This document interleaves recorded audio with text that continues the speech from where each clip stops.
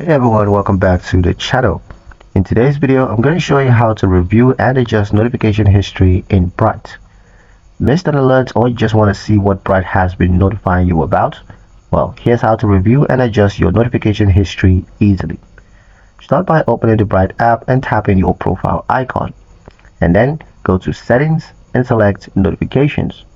Now tap Notifications History. You're going to see a chronological list of all alerts that you've received, including transaction alerts, spending summaries, account changes, budget warnings, and system messages.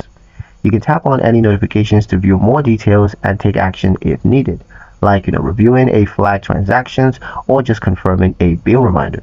If you want to change the frequency or type of those alerts, well, just tap Edit Preferences from the same screen, and then you're going to be directed to customize that specific alert type right away. It's an easy way to stay on top of everything without feeling overwhelmed.